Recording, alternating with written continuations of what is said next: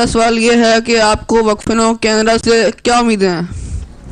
وقف نو سے کیا امیدیں ہیں؟ جی، جب تمہارے ماں باپ نے وقف کیا تھا، ماں نے یہ وقف کیا تھا پیدا ہونے سے پہلے، تو انہوں نے کیا کس بنا پہ کیا تھا؟ اسی بات پہ کیا تھا نا جو مریم کی والدہ نے کہا تھا کہ میں اللہ تعالیٰ کی خاطر دیتی ہوں اپنی بیٹی کو، جہاں جو بھی بچہ پیدا ہو، جو بیٹی پیدا ہوئی تھی بیٹی ہے، اللہ تعالیٰ نے فرمایا کہ ٹھیک ہے.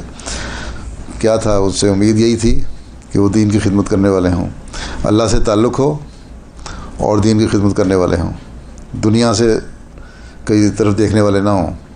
ٹھیک ہے، اس لیے واقفین نو کو ہمیشہ یاد رکھنا چاہیے کہ انہوں نے اپنے زندگی وقف کی ہے دین کے لیے، اور دین کے لیے زندگی وقف کرنے میں سب سے پہلی ضرورت کام یہ ہے کہ خدا تعالیٰ سے تعلق پیدا کرو، پھر دین سیکھو کہ دین کیا ہے.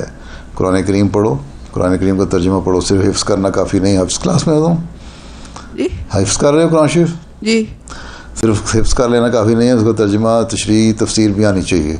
جی ٹھیک ہے. جی. اور پھر اس کو اپنی زندگی کا حصہ بناؤ، اور پھر اس کے مطابق تبلیغ کرو.